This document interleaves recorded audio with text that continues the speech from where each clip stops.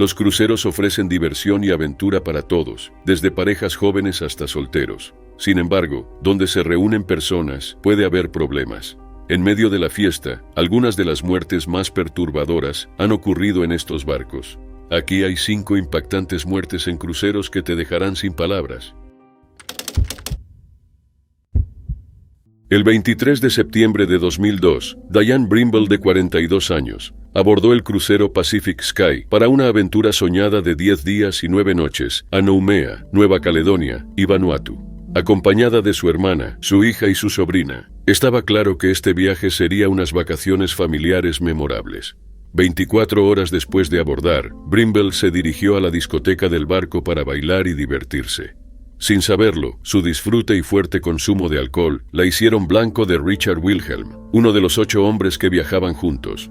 Testigos declararon que estos hombres pasaban gran parte del tiempo en el crucero, proponiéndole cosas a numerosas pasajeras de varias edades. En la discoteca, una Brimble alegre pero ebria abrazó a un guardia de seguridad del barco e intentó bailar con él. El guardia no le dio importancia, sonriendo y asintiendo hasta que Brimble siguió su camino feliz. Pero en las 2 horas siguientes al incidente con el guardia, se la vio saliendo de la discoteca con Wilhelm, marcando la última vez que su familia la vería con vida. El 26 de septiembre, solo 3 días después de abordar, detectives subieron al barco mientras estaba en el puerto de Noumea y comenzaron a interrogar a testigos tras ser informados de que Brimble había muerto misteriosamente el día anterior. La única información que tenían era que su cuerpo fue encontrado sin vida en el suelo de la cabina de Wilhelm, donde se alojaba con 3 de los otros hombres de su grupo, y que todos los intentos de reanimarla fueron inútiles. El cuerpo fue retirado del barco y transportado de vuelta a Brisbane, Australia, donde residía. Fue enterrada varios días después en un funeral al que asistieron sus familiares y más de 25 personas. La investigación inicial de la policía reportó la causa de muerte de Brimble como un ataque al corazón. Pero luego los informes toxicológicos revelaron la presencia de gamma-hidroxibutirato, conocido como GHB o fantasía, y alcohol en su sistema. Esto planteó la pregunta de cómo Brimble entró en contacto con la droga, conocida como una droga de violación en citas. Con todas estas circunstancias alrededor de su muerte, se inició una investigación en marzo de 2006. Se reveló que Wilhelm le había dado a Brimble una droga que ella tomó voluntariamente y con pleno consentimiento. También se confirmó que Wilhelm y Brimble tuvieron relaciones sexuales consensuadas, con varias fotos de una memoria recuperada que apoyaban esta afirmación. Finalmente se concluyó que Brimble fue drogada sin saberlo por individuos sin escrúpulos que querían denigrarla para su gratificación. El asociado de Wilhelm, Letterio Silvestri, fue implicado como el que suministró la droga. Esto resultó en cargos contra Wilhelm, Silvestri y Ryan Kuchel, otro asociado, en relación con la muerte de Brimble. Wilhelm enfrentó cargos de homicidio involuntario y suministro de una droga prohibida, mientras que Silvestri y Kuchel fueron acusados de obstrucción a la justicia. Inicialmente, Wilhelm se declaró no culpable de los cargos y fue a juicio en octubre de 2009, casi 7 años después del incidente. Pero el jurado no pudo llegar a un veredicto unánime en uno de los cargos, resultando en un juicio nulo. Los fiscales volvieron a presentar el caso, y un nuevo juicio comenzó en abril de 2010. Esta vez ocurrió algo inusual. Wilhelm se declaró culpable del cargo de homicidio involuntario, pero el juez rechazó la declaración. El juez consideró que no había pruebas suficientes para respaldar el cargo de homicidio involuntario, diciendo que Wilhelm no sabía que ponía en peligro la vida de Brimble, y lo más importante, que ella había tomado la droga voluntariamente. Wilhelm luego se declaró culpable del cargo menor de suministro de una droga prohibida y se registró una condena. Pero el juez nuevamente consideró injusto imponerle un castigo, dada la humillación pública y la grave enfermedad mental que había sufrido desde la muerte. El fallo fue criticado por muchos familiares de Brimble, quienes creían que Wilhelm debería haber enfrentado un castigo más severo. Para ellos, el acuerdo ofrecido por P&O Cruises, operador del barco Pacific Sky, no era suficiente para calmar el dolor de perder a Brimble. Aunque su crítica no llevó a una apelación, la muerte impulsó la adopción de medidas de seguridad más estrictas, como perros detectores de seguridad en cruceros australianos para mejorar la seguridad a largo plazo. En julio de 2017, Christy y Kenneth Manzanares embarcaron en un viaje de una semana a bordo del crucero Emerald Princess de Princess Cruises, viajando de Seattle a Alaska. El viaje tenía un significado especial más allá de unas vacaciones, ya que estaban acompañados por sus 3 hijas y algunos familiares. Coincidía con la celebración de su 18º aniversario de bodas, marcando un hito importante desde que se enamoraron en la escuela secundaria. Pero la celebración pronto se convirtió en tragedia. En una de las primeras noches del viaje, el comportamiento de Kenneth se volvió cada vez más problemático, causando a Christy un gran malestar. Al regresar a su cabina por la noche, la pareja tuvo una acalorada discusión sobre las acciones de Kenneth. Según los informes, Christy expresó su agotamiento con el matrimonio y su intención de pedir el divorcio una vez que regresaran a tierra. También instó a su esposo a dejar el barco y regresar a casa en lugar de hacer insoportable el crucero con su presencia. Aparentemente sorprendido por las palabras de Christy, Kenneth ordenó a sus hijas salir de la cabina durante la discusión. Minutos después de su partida, las niñas escucharon gritos que indicaban que su madre estaba en peligro. A pesar de su preocupación, su padre les impidió entrar en la habitación. Ambas fueron al balcón conectado, presenciando una escena horrible en su cabina. Kenneth estaba encima de Christy en la cama, golpeándola repetidamente en la cabeza con los puños cerrados. Durante la lucha, Kenneth intentó arrojar a Christy por la borda, pero esto fue frustrado por un testigo, quien la agarró por los tobillos y la devolvió a la cabina. En medio del alboroto, se contactó al personal de seguridad a bordo para intervenir en el asunto. Cuando llegaron, lo peor ya había sucedido. Christy tenía una grave herida en la cabeza, yacía en el suelo y cubierta de sangre. Mientras tanto, Kenneth tenía sangre en las manos y la ropa, y también había salpicaduras en las paredes. Kenneth fue esposado por uno de los guardias de seguridad y luego retenido en una cabina contigua. Permaneció allí hasta que llegaron agentes del FBI al crucero, ya que estos casos caen bajo su jurisdicción por ocurrir en el agua. Luego se determinó que Christy fue asesinada por un traumatismo contundente en la cabeza y el rostro, aunque esto ya era evidente por la escena del crimen y las declaraciones de los testigos. Tras el incidente, se presentaron cargos contra Kenneth por matar a su esposa. Y en un intento de absolver a Kenneth de sus acciones, sus abogados defensores argumentaron que tenía una lesión cerebral no diagnosticada y un trastorno del estado de ánimo.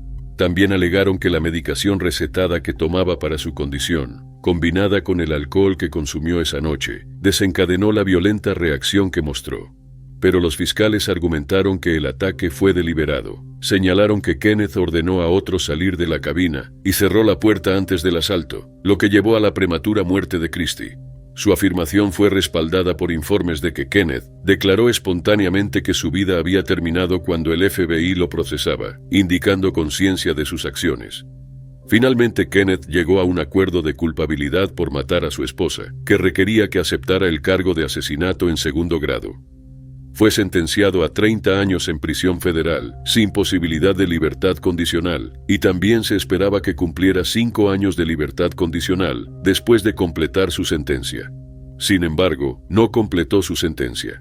Antes del acuerdo de culpabilidad, fue retenido en el Centro Correccional Lemon Creek en Alaska, mientras esperaba una decisión sobre sus cargos. Después de la sentencia, debía ser trasladado a una prisión federal, pero fue encontrado inconsciente en su celda, unas semanas después de que se tomó la decisión. Se declaró que no se sospechaba juego sucio en la muerte de Kenneth, pero los detalles de su autopsia y condición médica permanecieron confidenciales debido a las regulaciones de la prisión. Quentin Hunter tenía solo 6 años cuando siguió a su padre Cassell Hunter, Tashara Hunter y su hermano de 10 años Jermaine Hunter, en un crucero de 4 días a bordo del Carnival Victory, en octubre de 2013. Los jóvenes se divirtieron mucho en el crucero, incluyendo varios chapuzones en la piscina del barco. Al acercarse el último tramo del viaje, querían un último baño y rogaron a su padre que les permitiera. Cassell accedió, pero pronto lo lamentaría. Inicialmente, vio a los chicos zambullirse y comenzar a divertirse, ya que no había otros nadadores ni salvavidas cerca de la piscina. Las únicas personas cercanas eran algunos preparando la fiesta final en la cubierta, incluyendo un DJ instalando su equipo. Mientras observaba a sus hijos, Cassell se distrajo conversando con una amiga de la iglesia de su esposa, que también estaba en el barco. Los pocos minutos que apartó la vista de sus hijos fueron suficientes para que ocurriera el desastre. De repente, escuchó al DJ gritar que sacaran a un niño que se estaba ahogando del agua. Para Cassell, todo parecía ocurrir en cámara lenta y rápida a la vez. Vio a un extraño saltar a la piscina y sacar a Quentin. En ese momento, Jermaine, el hermano mayor, no estaba en la piscina. Había salido antes para bailar las primeras canciones del DJ, dejando a Quentin solo en el agua. Tan pronto como lo sacaron, la gente comenzó a intentar resucitarlo. La escena era caótica. Mientras tanto, Tashara, su madre, acababa de llegar para reunir a su familia para la cena. Estaba horrorizada al encontrar a Quentin tendido sin vida junto a la piscina, una escena que luego describió como su peor pesadilla. A pesar de los esfuerzos para resucitarlo, sus pulmones ya estaban demasiado llenos de agua. Finalmente fue declarado muerto por el médico del barco. Tras una investigación, su muerte fue considerada accidental, sin sospechas de juego sucio. Después de enterrar a su hijo, los padres buscaron recursos legales, esperando responsabilizar a la línea de cruceros por no proporcionar salvavidas. Pero meses después del incidente, supieron que no podían demandar a los dueños del crucero ni obtener una compensación por el dolor emocional causado por su pérdida. Uno de los obstáculos que enfrentaron fue el Estatuto de Muerte Injusta en la ley marítima, conocido como el Acta de Muerte en Alta Mar. Solo permite compensación relacionada con pérdidas financieras. Esto incluye la pérdida de apoyo financiero, servicios y gastos funerarios, pero no cubre daños como el dolor y sufrimiento, angustia emocional o pérdida de compañía. Los Hunter también descubrieron que no hay política de la industria que obligue a tener salvavidas en las piscinas de los cruceros. El único requisito es proporcionar señalización visible alertando a los pasajeros que no hay salvavidas de servicio, similar a la práctica en muchos hoteles y resorts en tierra con piscinas. Al final, todo lo que la familia Hunter recibió de los dueños del crucero fue una disculpa. Esto no abordó sus preocupaciones ni las de muchos otros sobre la seguridad de las piscinas para niños, acompañando a sus padres en cruceros. Nigel Blythe Tinker, de 72 años, regresaba a Inglaterra tras un periodo prolongado en Australia. A lo largo de los años, se había consolidado como un destacado experto legal en la industria del juego. Tuvo un papel crucial en William Hill y luego ascendió a una posición prominente en GBC Holdings, la empresa matriz de Ladbrokes, donde fue presidente. Su tiempo en estos roles marcó un capítulo significativo en su carrera, reflejando su influencia y liderazgo en el sector del juego. Antes de su mudanza a Inglaterra, Nigel optó por un crucero de un día a bordo del renombrado Seven Seas Mariner, el 23 de julio. No está claro por qué lo hizo, pero se ha especulado que quería disfrutar de una última aventura antes de regresar a casa. El crucero transcurrió sin incidentes, hasta que Nigel fue encontrado desaparecido cuando el barco llegó a su destino final. Su familia intentó contactarlo, pero no recibió respuesta. Luego alertaron a las autoridades del barco sobre su desaparición. Al registrar su habitación, el personal del barco la encontró vacía, con su ropa doblada en la cama. Una búsqueda exhaustiva de todo el barco no arrojó ninguna señal de Nigel, ni vivo ni muerto. Luego fue oficialmente declarado desaparecido y se inició una investigación. A pesar de los esfuerzos, la investigación no logró localizar a Nigel. Pero las imágenes de CCTV del barco proporcionaron pistas sobre lo que pudo haber sucedido. Esto llevó a Sophie Elizabeth Blythe Tinker, hija de Nigel, a iniciar un reclamo de presunción de muerte para obtener cierre respecto a la desaparición de su padre. Durante la audiencia del reclamo, Sophie reveló información que no se conocía en el momento de la desaparición de su padre.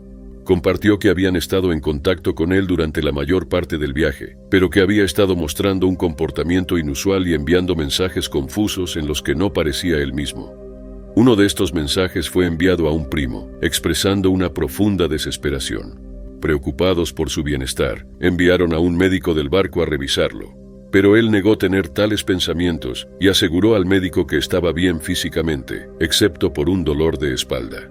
Las imágenes de CCTV del barco sugerían que Nigel estaba angustiado la noche de su desaparición. El video mostraba a una persona que se creía que era él cayendo del barco cerca del balcón de su cabina. En última instancia, aún no se ha determinado la causa de la muerte de Nigel ni si fue accidental. Dado que el barco estaba a millas de cualquier puerto o tierra en ese momento, era poco probable que pudiera haber nadado a salvo o sido rescatado por barcos que pasaban. La razón exacta de la caída de Nigel sigue siendo un misterio, aunque hay especulaciones de que pudo haber saltado intencionalmente debido a los mensajes preocupantes que había enviado a su familia. Una semana antes de su cumpleaños número 46, Shane Dixon, padre de 3 hijos, abordó el Pacific Adventure de P&O en Australia para su primer crucero. Lo acompañaba su madre Sue Dixon, quien había pagado el viaje como un regalo para ambos. Dixon estaba tan emocionado por el viaje que compartió fotos en sus redes sociales mencionando lo feliz que estaba de participar. Una de las imágenes lo mostraba sonriendo en el puerto, justo cuando estaba a punto de abordar el crucero con su madre. A bordo del barco, Dixon se sintió atraído por el casino y pronto comenzó a jugar. En lugar de respetar sus límites financieros, siguió apostando incluso después de grandes pérdidas, acumulando una deuda de $5,000. Esa noche pidió prestados los $5,000 a su madre para pagarla. Se podría pensar que Dixon había aprendido la lección, pero regresó al casino la noche siguiente. Pronto acumuló una deuda adicional de $40,000 además de lo que debía a su madre. Ante el dilema de pagar sus deudas antes de salir del barco y habiendo agotado la opción de pedir prestado a su madre, Dixon tomó una decisión impactante. 2 horas antes de que el crucero de 3 días regresara a Sydney, el padre de 3 hijos saltó por la borda. Su cuerpo fue recuperado unas horas después, tras una búsqueda dificultada por olas de 5 metros. Sus acciones sorprendieron a todos a bordo del barco una vez que se difundió la noticia. Algunos lo habían visto horas antes de saltar y parecía enérgico y feliz. Para todos, Dixon nunca parecía haber planeado algo tan drástico. Su decisión permaneció como un enigma hasta que entrevistas posteriores con sus familiares sugirieron posibles razones para su desesperación. Las entrevistas revelaron que Dixon había lidiado con muchas tragedias personales y contratiempos en los últimos años. Estos incluían problemas de salud, muertes familiares y la ruptura de su matrimonio, que lo llevó a separarse de sus hijos. En sus redes sociales, a menudo hablaba de sus luchas y de cómo se sentía abrumado. Así que cuando acumuló más deudas, sintió que no había vuelta atrás. Además de resaltar los problemas de Dixon, la familia también culpó al casino por usar varios incentivos para asegurarse de que los jugadores encuentren difícil dejar de jugar incluso después de exceder su presupuesto. Sus afirmaciones fueron respaldadas por varias personas que jugaban en el casino al mismo tiempo que Dixon. Revelaron que el casino les había dado varias bebidas gratis, premios y vales para mantenerlos enganchados. Añadieron que se les empujaba a acumular facturas elevadas cargando las pérdidas a sus habitaciones en lugar de pagar por adelantado, lo que les hacía no ser conscientes de cuánto habían acumulado. Incluso cuando pedían autoexclusión para evitar volver a jugar en el casino, el personal a bordo les decía que no era una opción. En respuesta a las acusaciones, un portavoz del crucero negó que las prácticas de juego del casino hayan jugado un papel en la muerte de Dixon. El portavoz afirmó que tienen políticas de conducta de juego responsable en todos sus barcos y que se toman esas políticas en serio. Al final, la familia de Dixon quedó sola para lidiar con su pérdida, con su madre particularmente devastada por su muerte.